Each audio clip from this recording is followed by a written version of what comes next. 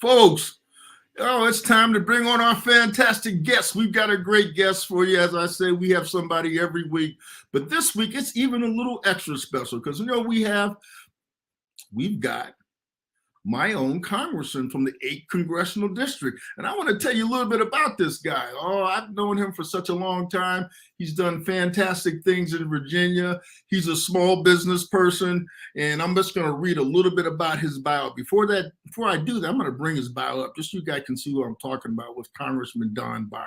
All right, let's bring his bio up. And boom, there it is. Don Beyer, Congressman Don Beyer, is serving the his fourth term. That's 1, 2, 3, 4. Count them, folks. As a representative from Virginia's 8th Congressional District. I tell you, get anything on live internet, you'll catch your host screwing up sometime. But he is the U.S. representative from the 8th Congressional District in his fourth term, representing Arlington, Alexandria, Falls Church, parts of Fairfax County, good parts of it actually. And he also chairs the Joint Economic Committee. He also serves on the House Committee on Ways and Means. He also sits on the House Committee for Science, Space, Technology, and where he chairs that actual Space Subcommittee. He is also a member of the Democrat Coalition for Climate Change Task Force and the Congressional Progressive Caucus. I don't know how this congressman gets it all done, but he's out there getting it done on our behalf. But more importantly, he's listening to us. He's listening to small businesses, and he wants to hear about what you have to say. Also, he's up for re-election this November, so get out there and support the congressman as well. Let me give you a little more information about it on the business side. Don also spent 4 decades helping build his family automobile dealership business in Northern Virginia. And that's 40 years, 4 decades, multiple dealerships in Northern Virginia. And that's a pretty significant task as a small business person. And also, let's give you a little personal information. Don is a graduate of Williams College and of Gonzaga College High School in Washington, D.C. He has 4 children and 2 grandchildren. That's the best part of life. And a beautiful partner, his wife, Megan. And they live in Alexandria, Virginia. So, folks, without further ado, I want to go ahead and bring into our stream live. Folks, let's hear it for Congressman Don Beyer. How you doing, Congressman? I wish your enthusiasm was shared by all, Mark. This is great. Folks said I would never get you on, and I said, no, Don Beyer talks to everybody. If you're the Virginia Democratic Small Business Caucus, he'll talk to us too, just like everyone else. Congressman Beyer, it's a pleasure seeing you. It really is. Thank you, Mr. Kennedy. And it's fun to be on to talk about small business, something that I have great affection for. Well, it's my favorite subject. That's why we work so hard at the Virginia Democratic Small Business Caucus show, just live, just trying to get things out there for folks to talk about the issue. But listen, what I want to talk to you about is really what goes on with you and with the things that you've been involved in with the Democrats and the things that you've done. And as I ask all my guests when they come on to the show, tell me a little bit about yourself. This is just a conversation between you and me on the internet, nobody else. And we love for things to be engaging, informative, and information. I'm just going to allow us to jump right into it, and I'm turning the mic over to you. What do you want to tell us about, sir? Well, Mark, I thought what might be interesting is just to talk about small business some. I know it's the Small Business Caucus that you lead, and I never thought about being a businessman. I thought I was going to be a lawyer, and I majored in economics, and and then I got sidetracked and decided after college I went back and did pre-med. I got into George Washington Med School. So I came back to Washington in 1974 to go to med school. And my dad, who had been a career Army officer, West Point and all that, was a car fanatic. He raced cars at Daytona and sports car tracks all over the place. So he really wanted to get into something that had to do with cars. So he and my mother had bought this tiny little failing Volvo dealership in Falls Church. I was right at the height of the first oil pandemic, or whatever it was called, the oil embargo, 1974. And so he'd been open for a couple of months. He had like 12 employees.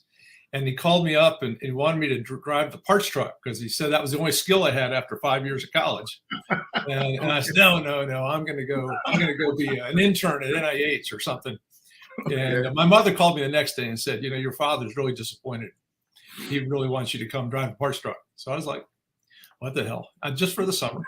And I went over there and ended up being just the best possible thing. I was driving the parts truck during the day. I was putting away parts, learning the inventory system. By the middle of the summer, I ended up in the office at about 5 o'clock, and I'd stay there till 8 or 9 o'clock and do all the books. And by that time, it was, the big handheld big calculator that you had to pull the lever on, and no computers or anything, all in pencil and pen. And ended up not going to med school. I got cold feet, and they said, well, come some other time. So, and I told my dad, I'm going to stay for a couple of weeks till I figure out what I really want to do. Okay. And that was 1974.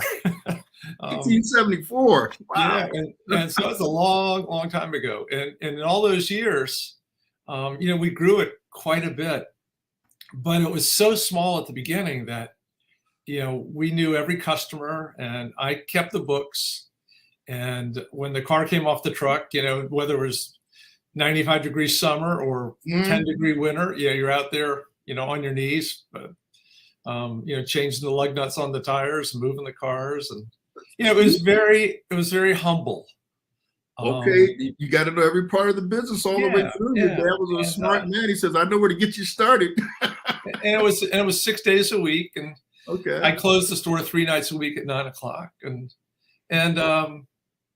it was, a lot of my classmates are all like, doing Wall Street and med school and law school. And I'm busy trying to sell cars to fix cars. But did you say that you but it was still very fun and little by little, and it ended up, I'm the oldest of 6. At different points, 5 of the 6 children worked in the business. And I got to be very close to my dad, which was, an incredible gift. In the car business, he was the car guy and I was the business guy. And it worked really well. He used to say he'd give me enough rope to climb it or hang myself, one or the other. And but Mark, the relevant thing though is it gave me a background for politics that I have found very, very, very helpful. That knowing how small business works and how the economy works from the grassroots retail. Having hired and many and fired a couple. In theory, I have a different insight into how we grow this economy. Well, you work on some very interesting committees, and but I wanted to go back to one thing. You said something at the beginning. I tried to interrupt you a little bit earlier. Did you say earlier that you got accepted to med school? Yeah, Were you going to med school? Yeah, I only applied to 3. Got into all 3. Wow. And what kind of doctor were you going to be? That's interesting. People don't know that about you. Yeah, it was one of those deals where I wasn't very good at planning ahead, and I was good at science. Okay. But I think the problem I had with med school was you can be good at organic chemistry and biology and not necessarily be ready to deal with all of the sickness and the mortality. That's a different skill for an older person, I think, or somebody different from me. I also looked at all the kids I knew who had wanted to be doctors since they were 6 years old, and I had not been one of those kids. I was like, I'm 23. What am I going to do now? I guess I go to med school. So I figured that I should reserve that for the people that were really committed, and I've never once regretted the decision. I love the doctors. Talent to get into med school, though. I said it takes some talent to get into med school. That's an achievement in and of itself. I mean, so that's a good thing. But that's an interesting fact. But you've got great people skills, Congressman Beyer. And I wanted to ask you your work that you do on the House Ways and Means Committee. What kind of activities is that? That sounds like something small business folks would definitely be interested in, along with some other things. Yeah, I mean, the 2 big things. Well, Mark, one more point just on med school is that the whole idea of becoming a physician or a nurse or any of those things is that you're in the healing professions. Okay. And I'm hoping that's what you and I do in political life too. that we're trying to heal at a different scale, the illnesses, the rifts, the wounds in society. So Ways and Means, the two committees I'm on are taxes, which we actually euphemistically call select revenue measures. And there I've been mostly about trying to make sure that, that we think through the unintended consequences of taxes. Some are good, some are bad.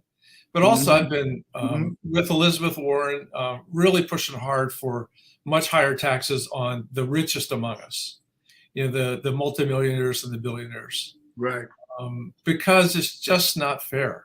I think the latest Biden numbers is the billionaires' average tax burden is about 8% a year. I think you and I are probably more like 35 or 40% a year. And so the more you have, not only the less you pay, but the smaller the percentage you pay. Yes, and on trade, it's trying to make sure that we have fair trade, that we have trade that doesn't offshore American jobs, but helps the American workers. Well, you sit on a lot of different committees, and you mentioned a couple of different ones you sit on. And I know this is a big job for you. But what do you think is the committee that you sit on where you think you have the most impact, where you really enjoy the work? Or maybe it's not the one that you sit on and you have the most impact. But what do you think your best job in Congress is? And what you do best? Right now, for me, the best job is I chair the Joint Economic Committee. Right. For another couple of months. It switches every 2 years. It goes from the Senate leadership to the House leadership and back. So hopefully a Democratic senator like Martin Heinrich will chair it in the next 2 years. But this year and a half, I have a wonderful team of about 15 economists, younger economists, mostly all but PhD, who have just thrive on providing as much information to the other members of Congress about how to make the economy grow. And as you, I know, appreciate, the centerpiece for me has been overcoming wealth inequality and income inequality.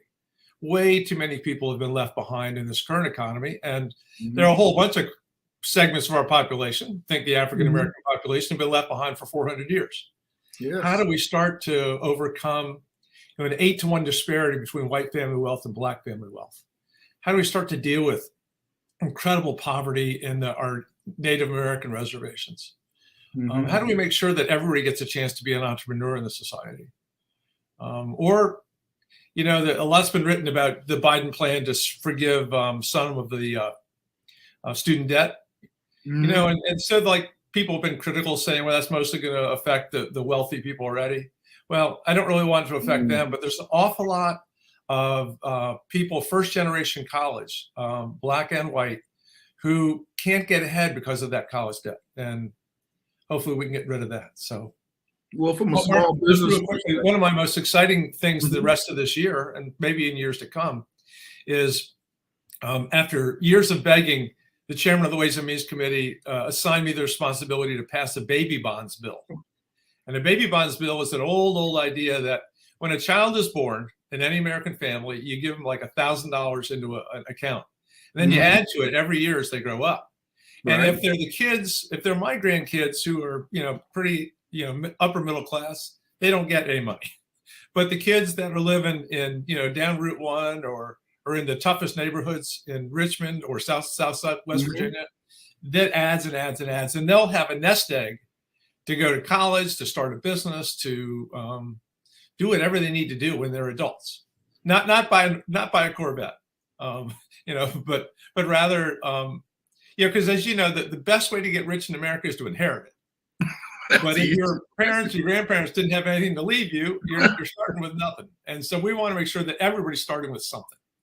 Well, I think that's a great idea, Congressman. So one of the ways, why are you getting pushback on that? It seems like that's an investment in human capital. It's an investment in things we need for the future. Maybe we need to get out there and give you some support on that and see if we can get that passed and take care of that college loan debt, because there's a lot of people across the board that prevents them from starting small businesses. They can't have that kind of debt or buying a home. Absolutely. When significant part of your paycheck is to go back, pay off that college debt.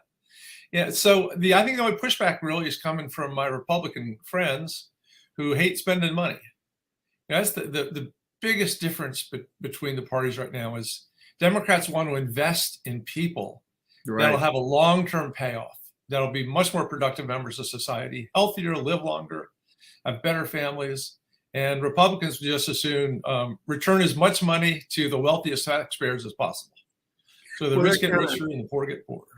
It kind of keeps them where they want to be and keeps the status quo. And if the country is going to move forward, we have to get out there and really invest in all of the people in America and seeing everybody rise. The sort of ideas that you talk about. So this is a fantastic thing. And you mentioned something too about federal contractors, or making sure there's more opportunity out there. What do you think that you can do? And I work with many different constituencies with Virginia's Democratic Small Business Caucus, but particularly for African American small business contractors, we need to maybe look at seeing what we can do to make sure that we have a little more of a even playing field, maybe across the board with Alaskan Native corporations and the rest of them. Is that something that, I've talked to you about that before. I know you said that's something you might have an interest in supporting some new legislation around that point. Mark, that's a really important insight, especially living where we live. Maybe if we were in Leavenworth, Kansas or something, it wouldn't be as big a deal. But the 4 largest defense contractors in America are all headquartered right here in Northern Virginia. And the dilemma has been that in the last generation, instead of 50 or 75 contractors getting the big things, is down to those 4 or 5. As a consequence, the little guys of all races and genders and everything else, they're largely shut out. Or even worse, they're included in the proposal. So they can say, look, we got some minority firms here, we got some women-owned firms here, but then they don't get any of the business. So they become window dressing to help sell a package, but without any real benefit.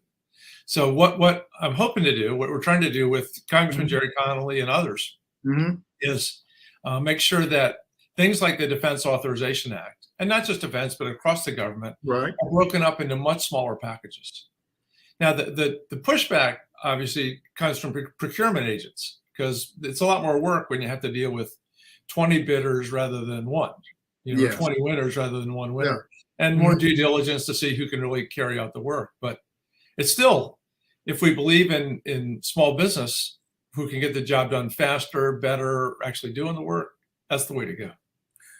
You hammered the head of the nail on this one, because when all the constituents or the various constituencies within the groups that I represent as a small business caucus chair, you've got woman-owned business, veteran-owned business, millennial-owned business, African-American, Latino, across the board, everyone you can think of, and everybody really having a shot at being able to do that on a federal level. And I know it creates more work for our procurement centers, but it also gives an opportunity for all that resources that are out there that we pay in taxes to really kind of trickle down to some of the other smaller companies. I don't really like that term trickle down, but provides opportunities for them. So I like to hear you talk about that.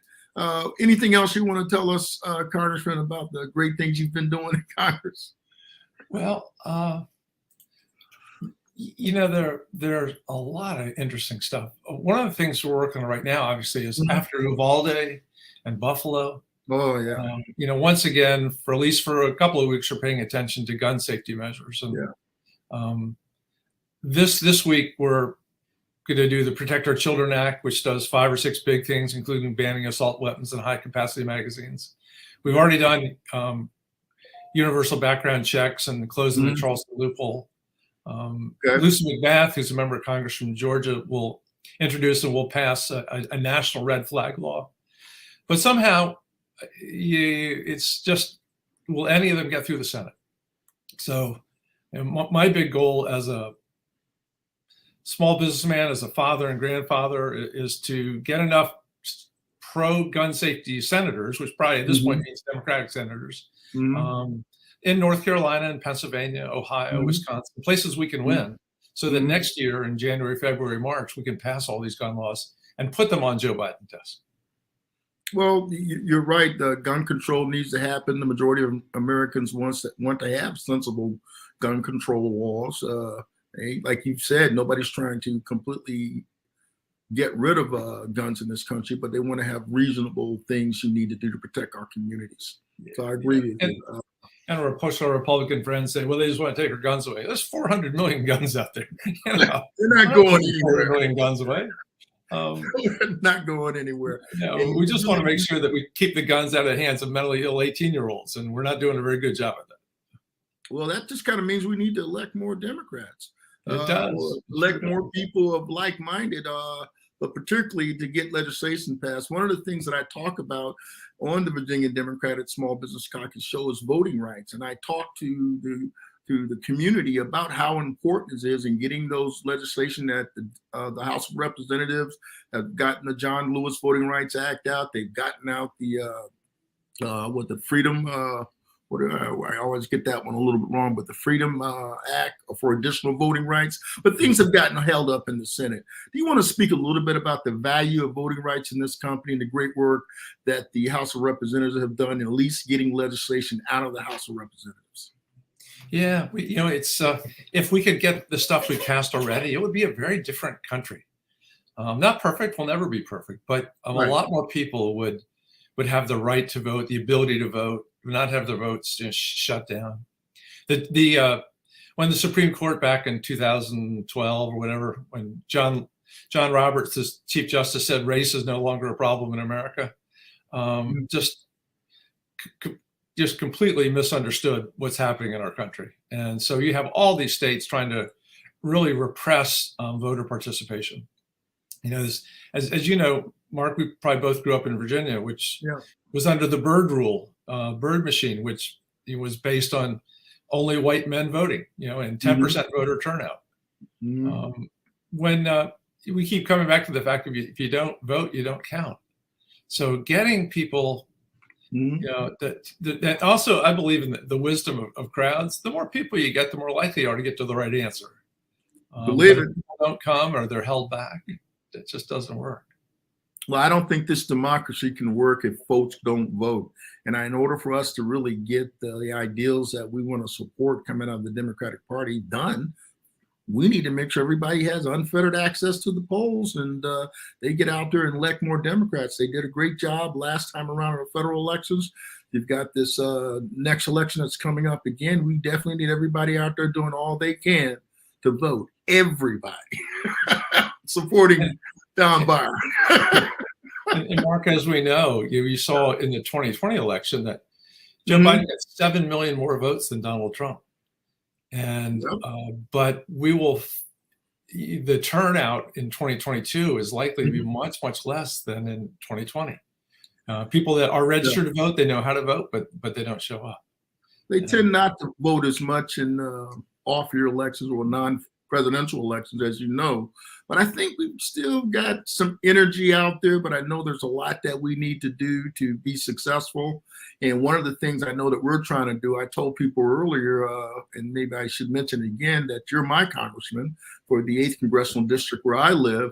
We're going to be doing something for you in support of you to do a little voting rally thing and getting out there doing some canvassing for you on the 19th of this month. And further information will go out on our social media platforms from the Virginia Democratic Small Business Caucus, and also what I'm doing personally just to support that. And I'm happy to do that. I think you've done a good job, sir. Thank you, Mark, very much. Structurally, one of the things that we struggle with is that the United States Senate is increasingly not representative of the American people. Yes. That original compromise, and I'm glad they had the original compromise that gave us our country.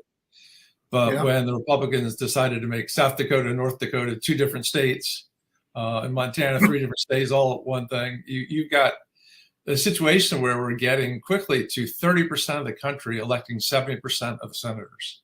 Those 2 senators from Wyoming with less than 500,000 people have the same power that the 2 senators from California have, representing 45 million people. And so the Senate, and then on top of that, you toss in the filibuster rule, which isn't a rule and isn't in the rules and isn't in the Constitution or anything else. It is not in the Constitution. Very, very difficult to get anything done.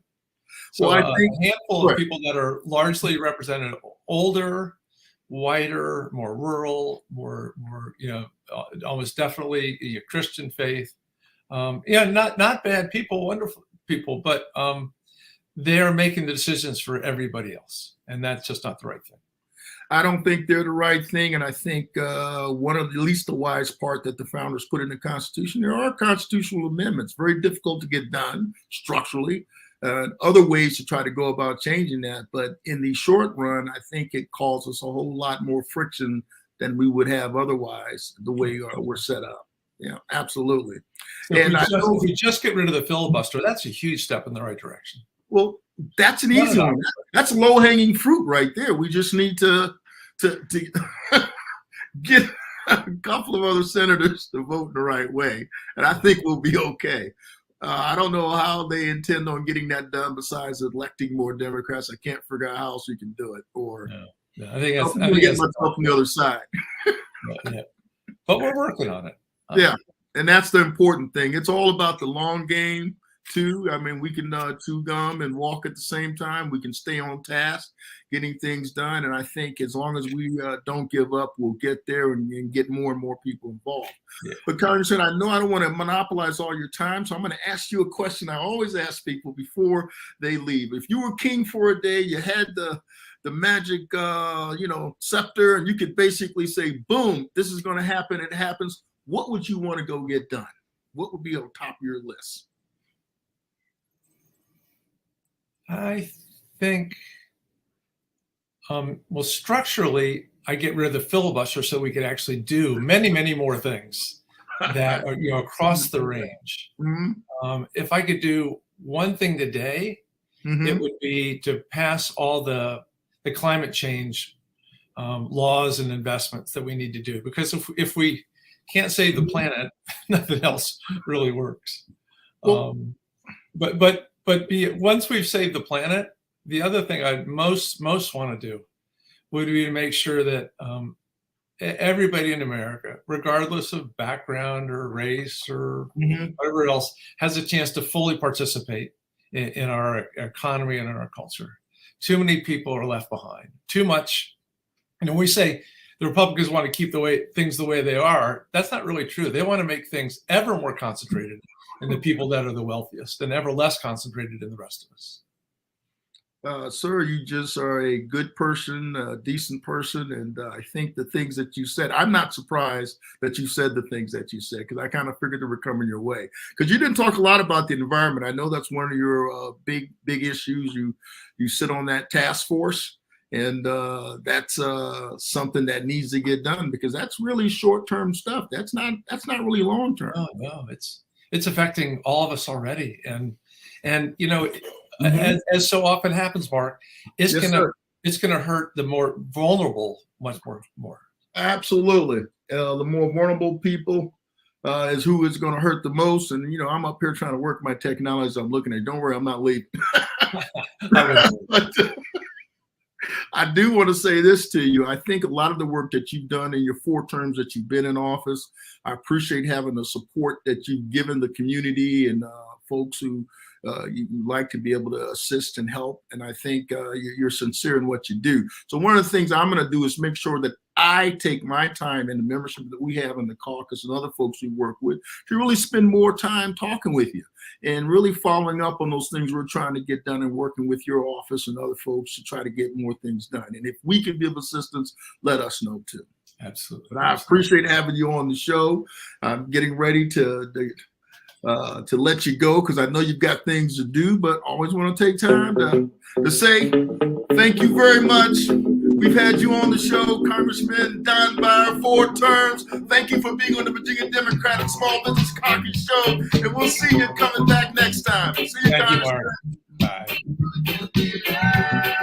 Oh yeah. So, Congressman, let me end the podcast. I usually have my production.